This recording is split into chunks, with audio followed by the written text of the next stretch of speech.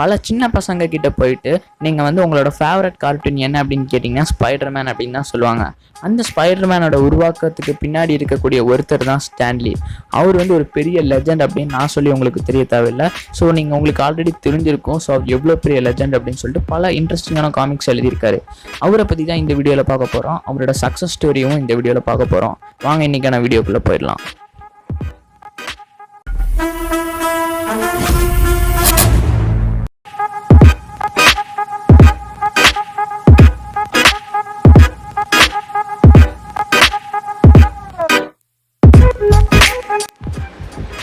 Stanley பிறந்த வருஷம் என்ன அப்படின்னு சொல்லி கேட்டிங்கன்னா வந்து 1922 அந்த வருஷத்தில் டிசம்பர் 28ஆம் நாள் தான் வந்து ஸ்டான்லி பிறந்திருக்காரு. இவரோட ஸ்கூலிங் வந்து எங்கே போயிருக்கு அப்படின்னா வந்து பிராங்க்ஸ் அப்படிங்கிற அந்த ஒரு இடத்துல டிவிட் கிளின்டன் ஹை ஸ்கூல் அப்படிங்கிற அந்த ஒரு ஸ்கூலில் தான் இவரோட ஸ்கூலிங் போயிருக்கு. இவரோட சைல்டுஹுட் எல்லாமே பார்த்தீங்கன்னா வந்து நியூயார்க்கில் தான் ஸ்பெண்ட் பண்ணுறாரு. அவரோட கல்வி படிப்பு முடிஞ்சதுக்கப்புறம் பார்த்தீங்கன்னா வந்து 16 வயசில் வந்து ஒரு காமிக்ஸ் கம்பெனியில் வந்து வேலைக்கு சேர்றாரு.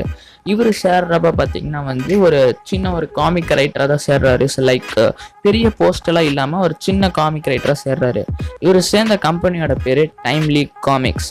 அப்போ பார்த்தீங்கன்னா வந்து அவருக்கு வருமானம் கம்மியாக தான் இருக்குது. அப்படிங்கிறனால வந்து சைட் பை சைடு பார்த்தீங்கன்னா வந்து நிறைய பார்ட் டைம் ஜாப்ஸும் பண்ணுறாரு.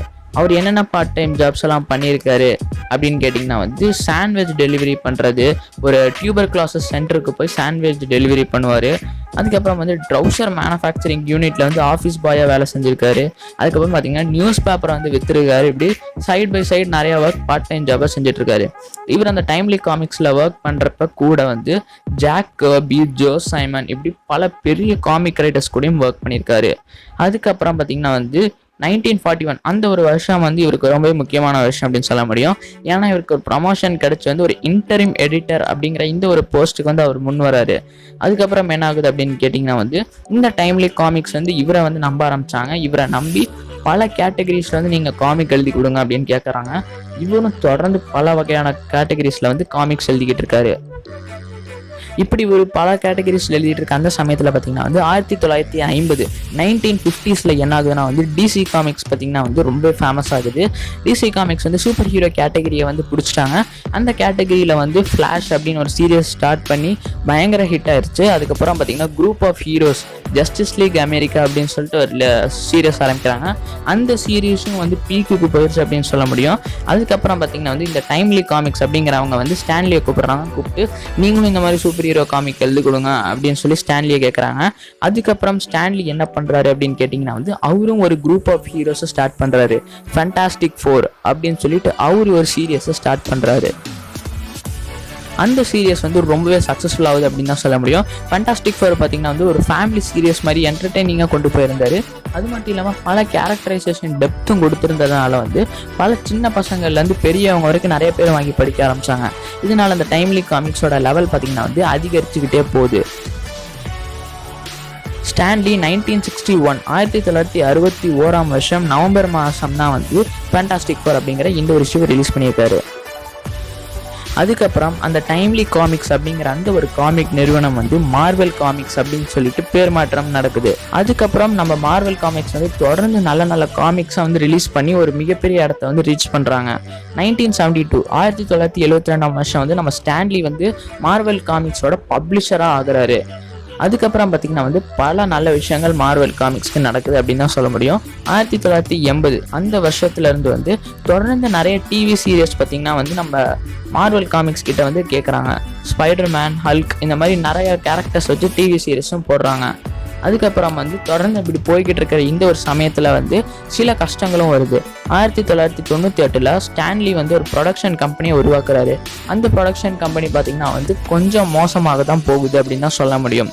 அடுத்து வந்து 2000 அந்த வருஷம்க்கு அப்புறம் பார்த்திங்கன்னா வந்து படங்கள்லேருந்து இறங்க ஆரம்பிக்கிறாங்க. அதுக்கு என்ன காரணம் அப்படின்னு கேட்டிங்கன்னா வந்து நம்ம மார்வெல் அந்த டைமில் வந்து 2000 அந்த ஒரு இயர் டைமில் பார்த்திங்கன்னா வந்து நிறைய நஷ்டங்களை வந்து சந்திக்கிறாங்க. ஏன் அப்படின்னு சொல்லி கேட்டிங்கன்னா வந்து ஃபஸ்ட்டு வந்து நிறைய நஷ்டங்கள் சந்திக்கனால வந்து அவங்க காமிக்ஸ் எல்லாம் வந்து நிறைய ரீச் கிடைக்கிறதில்ல. அப்படிங்கிறனால வந்து அந்த டைமில் வந்து நிறைய நஷ்டங்கள் ஆகுது. ஒன்று என்ன பண்ணுறாங்க, இவங்களோட கேரக்டர் ரைட்ஸ் எல்லாத்தையுமே வந்து கொஞ்சம் கொஞ்சமாக வந்து சேல்ஸ் பண்ண ஆரம்பிக்கிறாங்க. ஹல்கை வந்து யூனிவர்சல் கிட்ட விற்கிறாங்க. அதுக்கப்புறம் ஸ்பைடர்மேன் வந்து சோனி கிட்டையும், எக்ஸ்மேன் வந்து ஃபாக்ஸ் அப்படின்னு சொல்லிட்டு பல வித இடங்கள்ல பார்த்தீங்கன்னா விற்கிறாங்க. அதுக்கப்புறம் என்ன ஆகுதுன்னா வந்து அயன்மேன் அப்படிங்கிற ஒரு படத்தை எடுக்கிறாங்க. எடுத்து அந்த படம் வேற லெவலில் ஹிட் ஆகுது. ஸோ இது மூலிமா பார்த்தீங்கன்னா வந்து ஒரு சினிமேட்டிக் யூனிவர்ஸையே வந்து பண்ணுறாங்க. ஸோ இது எல்லாத்துக்கும் கூட நின்று பார்த்தீங்கன்னா வந்து ஸ்டான்லி அப்படிங்கிற ஒருத்தர் தான். ஸோ அவரு எழுதின ஸ்பைடர்மேன் அப்படிங்கிற அந்த ஒரு காமிக் சீரிஸ் பார்த்தீங்கன்னா வந்து ஒரு பெரிய சேல்ஸ் ஆகுது. அதனால தான் வந்து சோனி வந்து நம்ம மார்வல் கிட்ட வந்து ஸ்பைடர்மேன் ரைட்ஸை வாங்குறாங்க அப்படின்னு தான் சொல்ல முடியும். அந்த ஸ்பைடர்மேன் ரைட்ஸை வந்து $10 மில்லியன் வந்து ஃபர்ஸ்ட் வாங்கினாங்க. அந்த அமௌண்ட் வச்சு தான் வந்து அயன்மேன் படத்தை எடுத்தாங்க அப்படின்னு சொல்ல முடியும். ஸோ யோசிச்சு பாருங்க. ஸோ நம்ம ஸ்டான்லியோட கேரக்டரை வச்சு தான் பார்த்தீங்கன்னா வந்து நம்ம அயன்மேன் படம் எடுக்கிறதுக்கு ஒரு மிகப்பெரிய ஒரு காரணமாக இருந்திருக்கு அப்படின்னு சொல்ல முடியும். ஓகே கைஸ், ஸோ இப்போ நம்ம மார்வல் லெஜெண்டான ஸ்டான்லியை பற்றின ஃபுல் டீட்டெயில்ஸ் உங்களுக்கு தெரிஞ்சிருக்கும்னு நினைக்கிறேன். அண்ட் பார்த்தீங்கன்னா வந்து இப்போ கொஞ்ச நாள் முன்னாடி, ஸோ 2 வருஷம் முன்னாடி பார்த்தீங்கன்னா வந்து நவம்பர் 12ஆம் தேதி 2018 வந்து நம்ம ஸ்டான்லி வந்து இறந்துருக்காரு. ஸோ ரொம்ப நிறைய பேர் பார்த்தீங்கன்னா வந்து ரொம்பவே சோகமாயிட்டாங்க அப்படின்னு தான் சொல்ல முடியும். ஏன்னா அவர் வந்து ஒரு லெஜெண்ட் அப்படின்னு தான் சொல்ல முடியும்.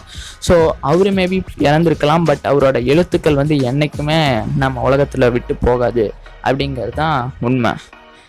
ஓகே கைஸ், இந்த வீடியோ உங்களுக்கு பிடிச்சிருக்கும்னு நினைக்கிறேன். பிடிச்சிருந்துச்சுன்னா லைக், ஷேர், சப்ஸ்கிரைப் எல்லாமே பண்ணிடுங்க. அண்ட் இன்னொரு நல்ல வீடியோவில் சந்திக்கிற வரைக்கும் நாம் சேனல் ஸ்டே டியூன்ட்.